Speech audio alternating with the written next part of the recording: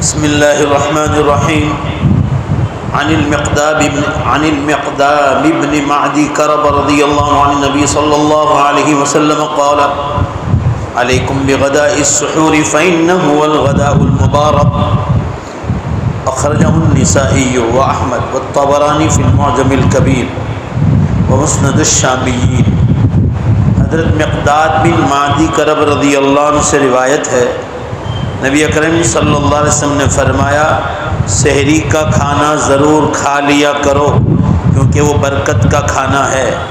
آپ صلی اللہ علیہ وسلم نے کئی حدیثوں میں اس کو کھانے کا شوق دلایا ہے، ترغیب دلائی ہے، اس لیے سحری کھانے کا اہتمام کرنا چاہیے۔ اگر طبیعت کھانا کھانے پر آمادہ اور تیار نہ ہو تو بھی تھوڑی معمولی بھی کھا پی لینا چاہیے اور سنت پر عمل کرنا چاہیے۔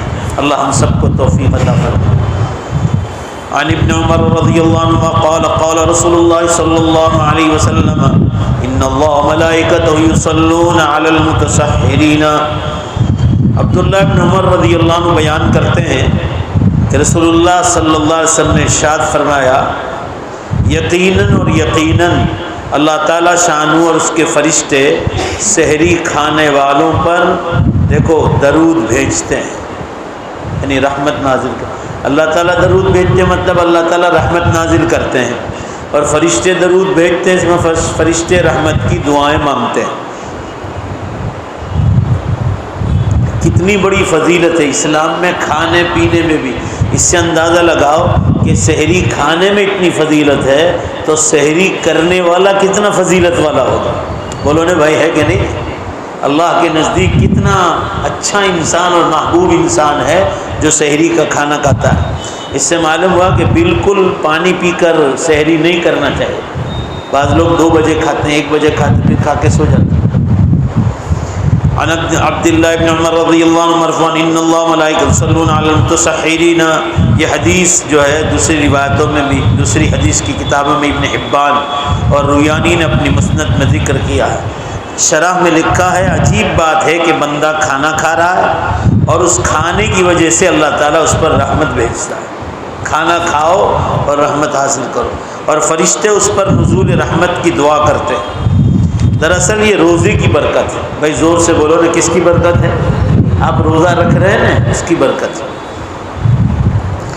آگے حدیث آ رہی ہے نبی ہریرہ رضی اللہ عنہ نبی صلی اللہ علیہ وسلم نعم سحور المؤمن التمر۔ نبی اکرم صلی اللہ علیہ وسلم نے فرمایا کہ مومن کا سحری کا کم سے کم بہترین کھانا کھجور ہے، یعنی کچھ نہ کھائے تو کھجور بھی کھا لے مگر کھائے ضرور۔ بعض لوگ نہیں کھاتے نا، تو فرمایا کچھ کھجور بھی کھا لو مگر کھاؤ تاکہ اللہ کے نزدیک محبوب بندے بن جاؤ، کیونکہ آپ روزہ رکھ رہے ہیں اس لیے اللہ کے محبوب ہیں۔ اس کے کھانے میں بھی برکت، اس کے افطار میں بھی برکت، تو روزہ افطار کرنے والا اور سحری کرنے والا بھی بابرکت۔ دوسری اعتبار سے ڈاکٹری لحاظ سے کھجور ایک مکمل خوراک ہے، بدن کے لیے انتہائی مفید ہے۔ اس لیے کبھی کچھ بھی نہ کھانا کھایا ہو اور تھوڑی سی کھجور کھا لی تو افطاری کی طرح سحری میں بھی کھجور کا اہتمام کرنا چاہیے، سنت بتلایا۔ اللہ ہمیں توفیق عطا فرمائے۔ وہ اس لیے کہ پورا دن جو ہے بدن کو طاقت دینے والی چیز کھجور ہے۔ ابھی گرمی کا موسم ہے تو تھوڑا دودھ بھی لے لیا جائے تاکہ کھجور گرم نہ پڑے۔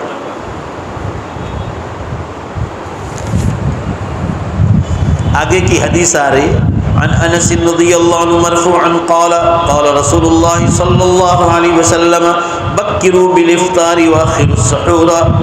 حضرت انس رضی اللہ عنہ سے مروی ہے، نبی اکرم صلی اللہ علیہ وسلم نے فرمایا افطار میں جلدی کرو۔ جلدی کرنے کا مطلب یہ ہے کہ اذان ہوتے ہی شروع کر دو۔ بعض لوگوں کو عادت ہے، شک والے، کہ گھڑی کا کیا ٹھکانا،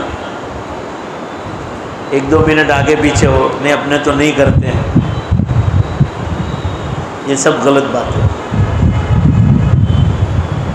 یوں بھی غروب کے بعد ہی افطار ہوتا ہے۔ سورج ڈھلنے، جو ابھی جو نقشہ چھپا ہے، طلوع آفتاب، طلوع شمس، غروب آفتاب، یہ آپ کے غروب کے بعد ہی کا وقت دیا گیا۔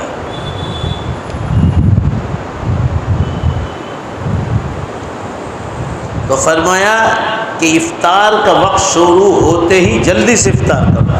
ان میں ان عورتوں کے لیے بھی سبق ہے جو چولہے پر بیٹھی ہے، پکوڑیاں پکا رہی ہے، سموسے پکا رہی ہے یا کچھ اور پکا رہی ہے، کہو بھائی اذان ہو گئی چلو آ جاؤ، تو آپ کرو میں کرتی ہوں، ایسا سننے میں آیا کہیں کہ آپ کر لو میں کرتی ہوں؟ فرمایا نہیں، اگر وہ کرنا ہے تو وہاں کھجور پاس میں رکھو، افطار کر لو، کھانا بھی پکاتی رہو۔ وَأَخِّرُ السُّحُورَ، اور فرمایا البتہ سحری آخری وقت میں کھاؤ، دیر سے کھاؤ۔ جیسے بعض لوگ 2 بجے کھا لیتے ہیں، 4:30 کا وقت ہے، 2 بجے کھا کے سو گئے۔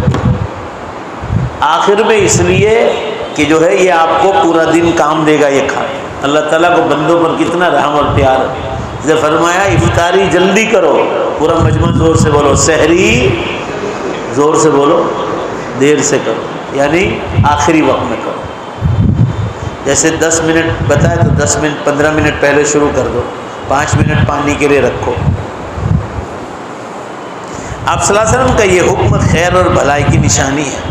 سیدنا سہل بن سعد رضی اللہ عنہ بیان کرتے ہیں، رسول اللہ صلی اللہ علیہ وسلم نے ارشاد فرمایا، لا یزال الناس بخیر ما عجل الفطر، لوگ اس وقت تک بھلائی اور اچھائی پر رہیں گے جب تک کہ افطاری جلدی کریں گے۔ یہ حدیث بخاری شریف میں آئی ہے اور مسلم شریف میں بھی ہے۔ لوگ جب تک افطار جلدی کریں گے تب تک بھلائی پر رہیں گے، ذرا زور سے بولو بھائی، تب تک۔ اور جب افطار دیر سے کریں گے سمجھو کہ بھلائی چھوڑ دی۔ معلوم ہوا حدیث بخاری اور مسلم میں ہے افطار فوراً کر لینا چاہیے۔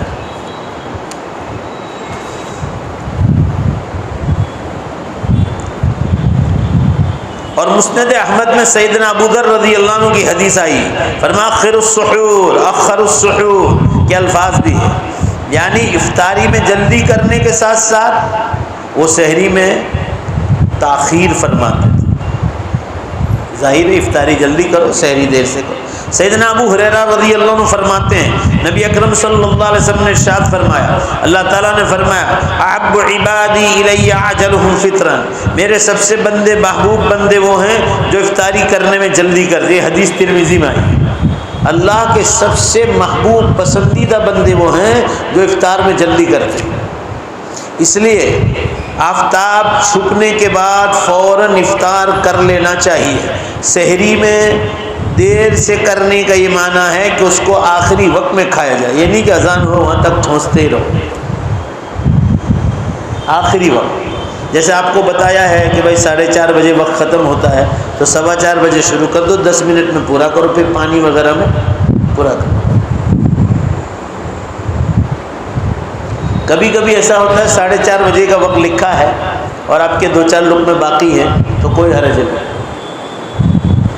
کھا لو جلدی سے، 2-3 منٹ سے کوئی فرق نہیں پڑتا ہے، مگر وقت سے پہلے پورا کر لو تو اچھا ہے۔ اس لیے سورج چھپنے کے فوراً بعد افطار کر لینا چاہیے۔ اذانیں تو بعد میں ہوتی ہے، سورج چھپنے کے کافی ٹائم کے بعد اذان ہوتی ہے، لہذا اصل تو یہ کہ سورج چھپنے کا جو وقت لکھ کے اسی وقت آپ افطار کر لو۔ بعض لوگ اس سے بھی زیادہ لیٹ کرتے ہیں۔ سحری میں دیر کرنے کا مطلب یہ ہے کہ اس کو آخری وقت میں کھایا جائے۔ دیکھا گیا ہے بعض جماعتوں کی عادت ہے وہ افطاری کو آفتاب غروب ہونے کے بعد بھی دیر سے کرتے ہیں، یہ غلط بات ہے۔ سورج چھپنے کا وقت جو لکھا ہے اس سے زیادہ دیر نہیں کرنی چاہیے، اور سحری کے بند ہونے کا اعلان وقت سے پہلے کر دیتے ہیں، 5-7 منٹ پہلے ہی کرتے ہیں۔ بلکہ ہم نے ایک آدمی کو یہ کہتے ہوئے سنا کہ آفتاب چھپنے کے بعد زیادہ کچھ انتظار کرنا تقوی اور پرہیزگاری ہے، یہ غلط بات ہے۔ لوگ ایسا اپنی طرف سے ہانکتے ہیں کہ غروب آفتاب کے بعد تھوڑی دیر بعد افطار کرو، نہیں، نبی کریم صلی اللہ علیہ وسلم نے جو فرمایا ایسا ہی کرنا چاہیے۔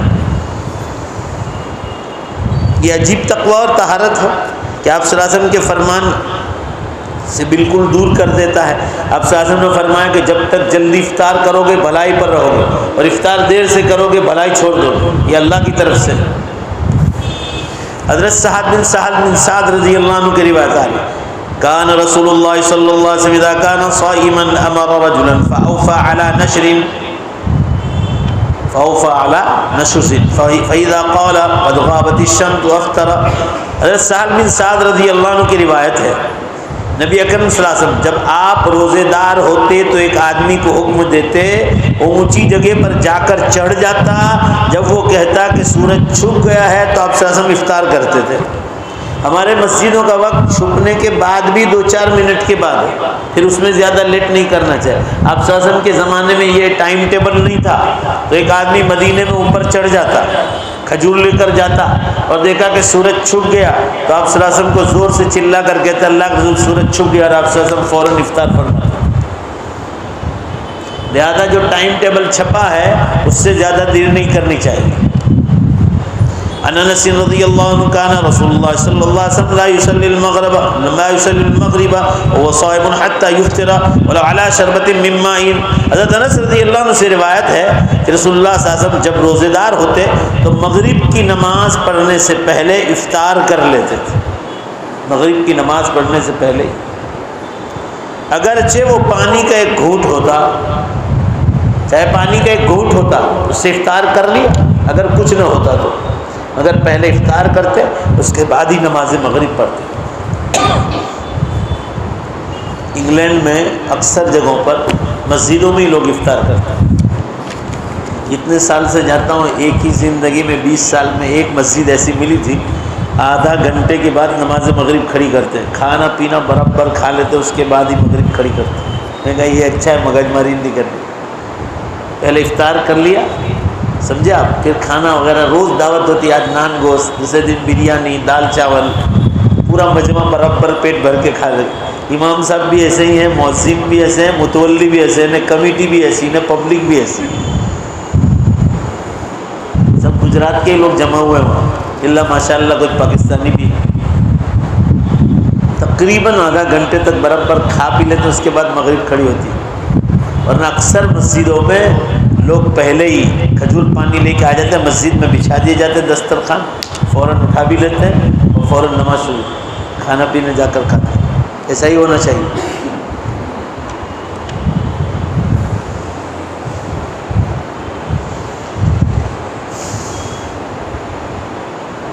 دیکھو آپ صلی اللہ علیہ وسلم کے زمانے میں ایک آدمی اونچے چڑھتا، سورج چھپنے کو دیکھ لیتا، فوراً افطار کر کے آپ صلی اللہ علیہ وسلم کو خبر بھی کر دیتا اور آپ صلی اللہ علیہ وسلم فوراً افطار فرماتے۔ آگے کی حدیث انس رضی اللہ عنہ قال کان رسول اللہ صلی اللہ علیہ وسلم یبدأ اذا افطر بالتمر، رواه النسائی فی السنن الکبری والفریابی فی الصیام والضیاء فی المختار۔ حضرت انس رضی اللہ عنہ فرماتے ہیں نبی اکرم صلی اللہ علیہ وسلم جب افطار کرتے تو کھجور سے شروع فرماتے۔ آگے کی روایت آ رہی ہے انس بن مالک رضی اللہ عنہ کان رسول اللہ صلی اللہ علیہ وسلم یفطر علی رطبات قبل ان يصلي فإن لم يكن رطبات فعلى تمرات فإن لم يكن حصوات من ماء۔ حضرت انس بن مالک رضی اللہ عنہ بیان کرتے ہیں، دھیان سے سنیے گا، نبی اکرم صلی اللہ علیہ وسلم نماز پڑھنے سے پہلے تازہ کھجوروں کے ساتھ روزہ افطار کرتے ہیں، تازہ جس کو رطب بولتے ہیں، مکہ مدینہ سے لوگ لاتے ہیں، آپ اس سے کھجور افطار فرماتے ہیں۔ اور اگر تازہ کھجوریں نہ ہوتی تو سوکھی کھجوروں کے ساتھ جیسا ہم لوگ کھاتے ہیں، اور اگر وہ بھی نہ ہوتی کبھی تو پانی کے چند گھونٹ پی لیتے اور افطار کرتے، مغرب پڑھتے، اس کے بعد کھانا کھاتے تھے۔ علماء محدثین لکھتے ہیں کہ اس حدیث کو مختصر تخریج کے ساتھ ذکر کرنے کا مقصد یہ ہے کہ لوگوں کو اس سنت پر عمل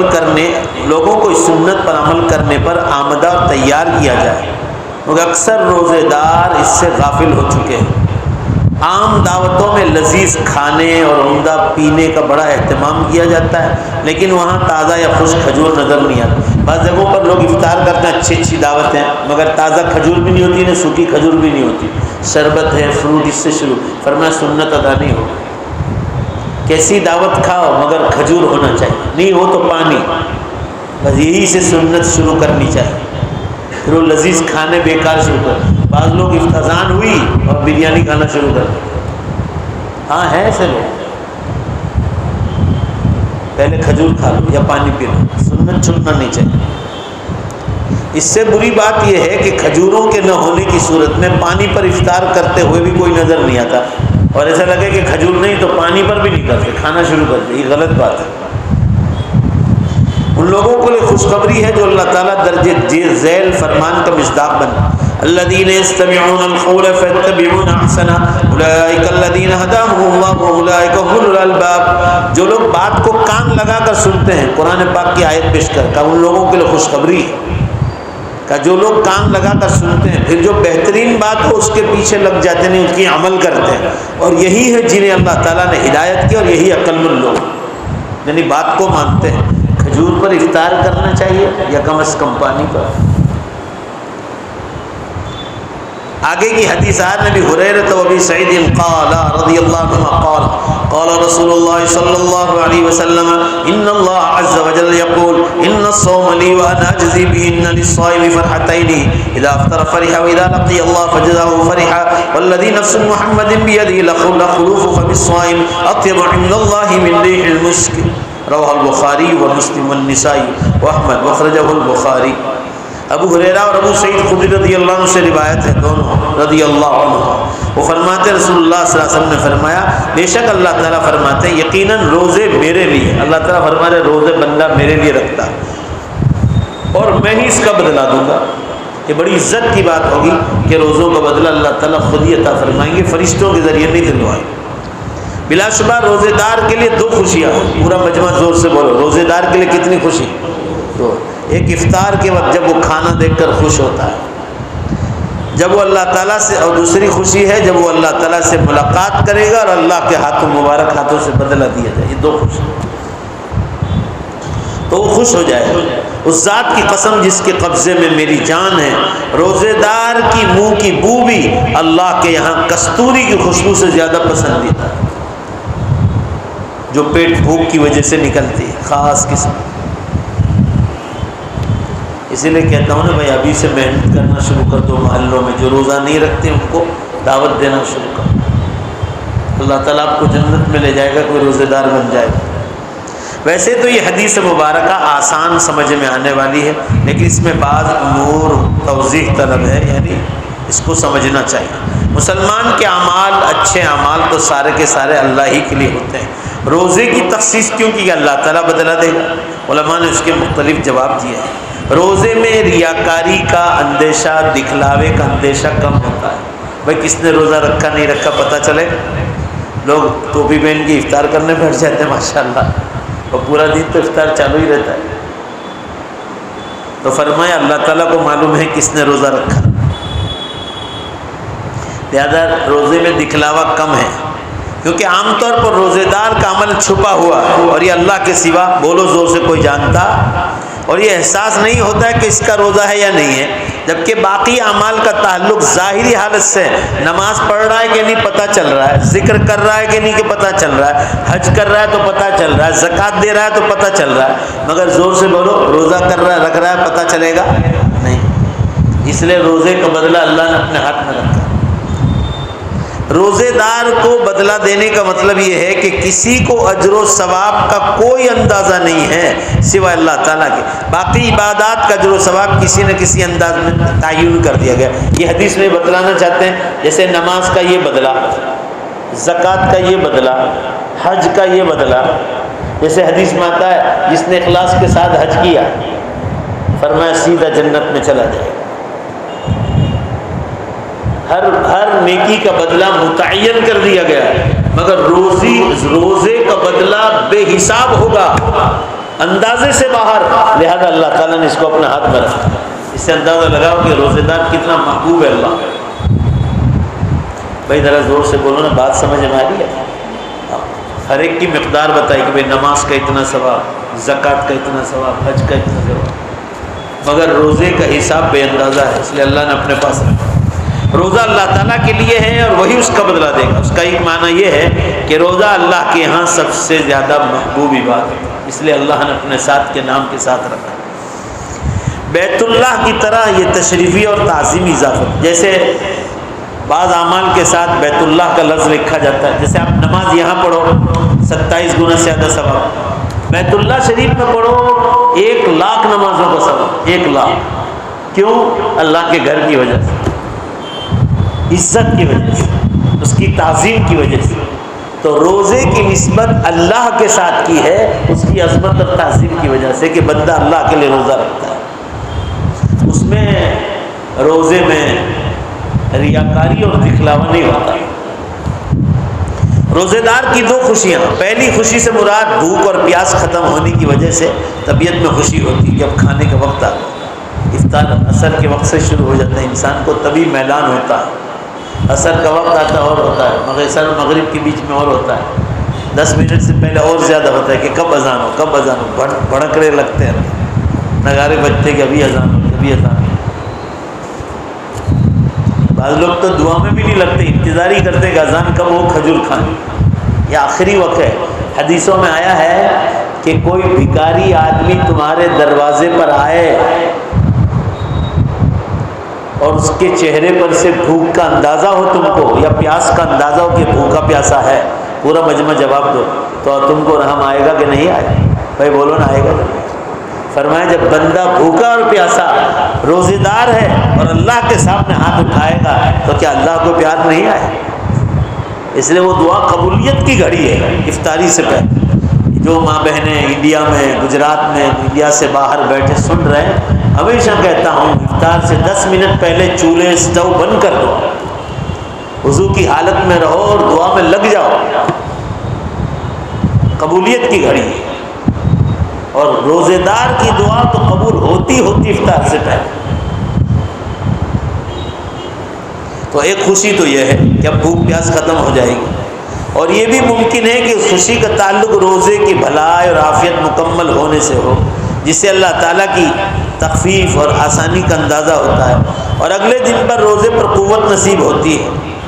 اور دوسری خوشی سے مراد اللہ تعالیٰ یا اجر و ثواب کی وجہ سے نصیب ہونے والی خوشی ہے، یعنی یہ کہ آدمی کو اللہ ہی مل جائے گا۔ دوسری خوشی جب اللہ سے ملاقات کرے گا، بھائی ملاقات کب کرے گا؟ جب اللہ ہی مل جائے، اور جس کو اللہ مل جائے اس کو کیا پوچھنا؟ جس کا اندازہ آدمی کو اسی وقت ہوگا جب وہ اللہ تعالیٰ سے ملاقات کرے گا۔ بو سے مراد روزے دار کی منہ کی بو ہے، جو بھوک اور پیاس کی وجہ سے اس کے معدے میں سے نکلتی ہے، اور ایک ہے دانت کی بدبو، جیسے لوگ شہری کی دانت صاف نہیں کیے تو اس کی بدبو الگ چیز ہے، وہ اس میں گندا پن ہوتا ہے، اور ایک خاص قسم کی بھوک کی بو ہوتی، بو جو ہر آدمی خود محسوس کرتا ہے، گلا سوکھتا ہے اس وقت بو آتی ہے۔ فرمائے یہ اللہ تعالیٰ کو کستوری مشک کی خوشبو سے زیادہ پسندیدہ ہے۔ جب اس کی بو اللہ کو اتنی پسند ہے تو اندازہ لگاؤ روزے دار اللہ کو کتنا محبوب ہو۔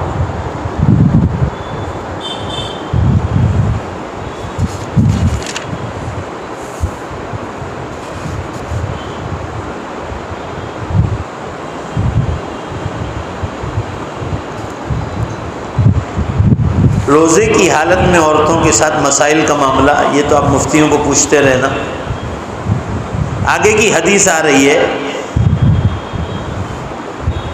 نبی اکرم صلی اللہ علیہ وسلم عن جابر رضی اللہ عنہ ان رسول اللہ صلی اللہ علیہ وسلم قال لا وصال فی الصیام، نبی اکرم صلی اللہ علیہ وسلم نے فرمایا روزے کو ملانا نہیں ہے، یعنی مطلب افطاری کا وقت آیا، آپ نے سحری میں اتنا کھا لیا ہے، جیسے حضرت داؤد علیہ السلام کرتے تھے کہ افطار نہیں کرتے تھے، ایک روزے کو دوسرے روزے کے ساتھ کھینچتے جاتے تھے، تیسرے دن بھی کھینچتے تھے، افطار ہی نہیں کرتے۔ فرمایا حضرت داؤد علیہ السلام کو اجازت تھی، اس امت محمدیہ کو اس کی اجازت نہیں، افطار کے وقت افطار کر ہی لو، دوسرے دن روزہ رکھنے کی اجازت نہیں افطار کے بغیر، افطار کرنا ضروری ہے۔ حضرت ابو ہریرہ رضی اللہ عنہ کی روایت عن نبی صلی اللہ علیہ وسلم قال ایاکم والوصال، تم بچو وصال سے، یعنی روزہ ملانے سے بچو، افطار بیچ میں چھوڑو مت۔ قیل انک تواصل قال انی ابیت یطعمنی ربی ویسقینی فاکلفوا من العمل ما تطیقون، کہا گیا، لوگوں نے سوال کیا کہ اللہ کے رسول آپ تو روزے کو ملاتے ہیں، تو آپ صلی اللہ علیہ وسلم نے فرمایا میں رات گزارتا ہوں، میرا رب مجھے کھلاتا ہے اور پلاتا ہے، فرمایا میرا رب مجھے کھلاتا اور پلاتا ہے لہذا میں روزے کو ملاتا ہوں، افطار نہیں کرتا ہوں کبھی کبھی۔ صحابہ نے سوال کیا کہ اللہ کے رسول آپ افطار چھوڑنے کو منع کر رہے ہیں، افطار کرو، 2 روزے ایک ساتھ مت رکھو، 3 روزے مت رکھو۔ تو اللہ کے رسول آپ تو کرتے ہیں، تو فرمایا میرا رب مجھے غیب سے کھلاتا پلاتا ہے، تم کو تھوڑی امت کو کھلائے گا، لہٰذا میں کرتا ہوں، تم کو پتہ نہیں چلتا ہے۔ بس تم لوگ اپنی طاقت کے مطابق اعمال کی تکلیف اٹھاؤ، یعنی جیسا کہا گیا ہے اسی طرح روزے رکھو، نبی صلی اللہ علیہ وسلم کی طرح تم روزوں کو ایک دوسرے کے ساتھ مت ملاؤ۔ آگے کی حدیث ابو سعید خدری رضی اللہ عنہ سے فرمایا لا تواصلوا فأيكم أراد أن يواصل فليواصل حتى السحر، تم ایک روزے کو دوسرے روزے سے مت ملاؤ، اگر کسی کا ارادہ ہو تو وہ سحری تک کر لیا کرے۔ یہ بھی آپ صلی اللہ علیہ وسلم کے زمانے میں تھا، مگر فرمایا افطار کر ہی لیا کرو۔ عام حکم یہی ہے، سنت یہی ہے کہ آدمی جو ہے افطار کے وقت افطار کر لے، جو ہے روزہ نہ رکھے، اس کے بعد دوسرے دن سے جو سحری سے روزہ کرے۔ آگے کی حدیث، آپ صلی اللہ علیہ وسلم کے زمانے میں بعض لوگ جمعہ کو روزہ رکھنے کو ثواب سمجھتے تھے اور واجب سمجھتے تھے، لیکن صرف جمعہ ہی کو روزہ رکھیں گے، تو آپ صلی اللہ علیہ وسلم نے منع فرمایا۔ رسول اللہ صلی اللہ علیہ وسلم نے فرمایا جمعے کے دن روزہ رکھنے سے منع فرما، اللہ کہ اس سے پہلے یا اس کے بعد بھی روزہ رکھا جائے، یعنی کسی کو عادت ہو نفلی روزہ رکھتے چلے آ رہا یا قضا کر رہا، کرتے آ رہا اور پھر جمعہ آ گیا، تو بعض لوگ حضور صلی اللہ علیہ وسلم کے زمانے میں جمعے کے روزہ رکھنے کو زیادہ ثواب سمجھتے تھے، اس سے منع فرمایا، ایسا کوئی روزہ اسلام میں نہیں۔ حضرت بشیر رضی اللہ عنہ فرما رہا ہے انه سأل رسول الله صلی اللہ علیہ وسلم قال اصوم يوم الجمعة ولا اكلم ذلك اليوم احدا قال لا تصوم يوم الجمعة الا في ايام هو احدها وما لا تكلم احدا فلعمري لان تكلم بمعروف وتنهى عن منكر خير من ان تسكت۔ حضرت بشیر رضی اللہ عنہ فرما رہے ہیں میں نے رسول اللہ صلی اللہ علیہ وسلم کو سوال کرتے ہوئے پوچھا، دھیان سے سنو، میں جمعہ کے دن روزے رکھوں گا اور اس دن کسی سے بات بھی نہیں کروں گا۔ ایک صحابی کہہ رہے اللہ میں روزہ رکھوں گا جمعہ کے دن اور کسی سے بات نہیں کروں گا، اس کو ثواب سمجھتے تھے۔ آپ صلی اللہ علیہ وسلم نے فرمایا تم جمعہ کے دن روزہ نہ رکھو، ہاں اللہ یہ کہ کئی دنوں سے قضا روزے یا نفل روزے رکھتے چلے آ رہے اور جمعہ بیچ میں آ جائے تو کوئی گناہ نہیں، مگر اسپیشل جمعہ کے دن ثواب سمجھ کر رکھنا یہ گناہ ہے۔ رہا مسئلہ تیرا کسی کے ساتھ بات نہیں کروں گا، یہ صحابی نے کہا، تو آپ صلی اللہ علیہ وسلم نے فرمایا بھلائی کی بات کرنا اور برائی سے روکنا تیرے لیے خاموش رہنے سے زیادہ ثواب۔ بات کرنا، اچھی بات بولنا اور زور سے بولو، برائی سے روکنا، یہ تیرا خاموش اور چپ رہنے سے زیادہ ثواب ہے۔ اس لیے اسلام جو کہے وہی کرنے کا۔ غیر مسلم لوگ یہاں عام مہینوں میں مہاراج لوگ، جین لوگ یہاں ماسک پہننے تو بھارتی کی شاید کان پر بھی باندھ دیتے، اندر روئی ڈال دی، پھر کوئی کام سوچتے ہیں الٹا سیدھا کام کرنا۔ ہمارے ایک دوست تھے تو ان کو ایک ساتھی نے کہا کہ عمرہ کرنے جا رہے ہو تو اچھے اچھے عطر لے آنا، عطر یعنی خوشبو۔ تو کانپور میں ہڑتال تھی ان کو، تو عطر کی جگہ پتھر لے آئے مکہ مدینہ سے، چھوٹے چھوٹے پتھر اٹھا رہا، اور یہ لوگ جان بوجھ کے اندر چین لوگ کانوں میں منہ پہ ڈالتے ہیں کہ ہم سنتے بھی نہیں ہو، بات بھی نہیں کرتے، کھانا بھی نہیں کھاتے، کھانا تو چپ چاپ کھا لیتے ہوں گے۔ یہ ہے دنیا۔ آپ صلی اللہ علیہ وسلم نے فرمایا اسلام میں اچھی بات بولنا، زور سے بولو بے شک، خاموش رہنے سے زیادہ ثواب۔ کسی کو برائی سے روکو، زبان کھولو، خاموش رہنا حرام اسلام۔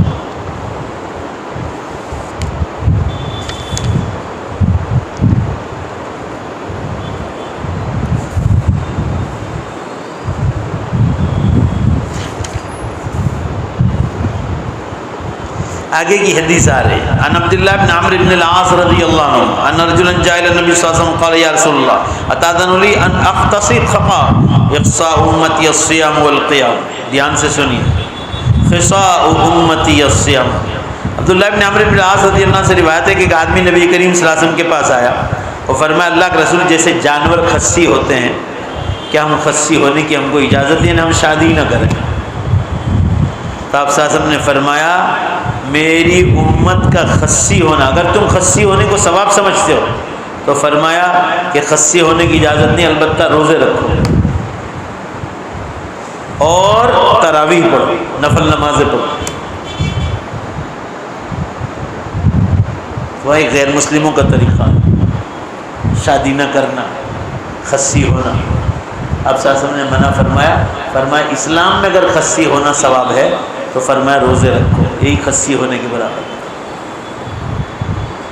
جو نوجوان شادی کرنے کی طاقت نہیں رکھتے، پیسے نہیں، عدت کا مہر کا پیسہ نہیں، اس حدیث مبارکہ میں ان لوگوں کے لیے رہنمائی کی گئی ہے کہ اپنی شہوت کو توڑنے کے لیے روزہ رکھو، مگر زینہ کاری کی اور خصی کی اجازت نہیں۔ ذہن نشین رہنا چاہیے کہ بعض لوگ ہاتھ سے گناہ کرتے ہیں، یہ بھی جائز نہیں۔ مرد لوگ، یہ ان لوگوں کا سہارا ہے جن کے بارے میں اللہ تعالیٰ نے قرآن میں فرمایا اتستبدلون الذی هو ادنی بالذی هو خیر، تم بہتر چیز کے بدلے گھٹیا چیز کو طلب کر رہے ہو۔ لہذا ہاتھ سے گناہ کرنا یا زنا کاری کرنا یا خصی ہونا اسلام میں حرام ہے۔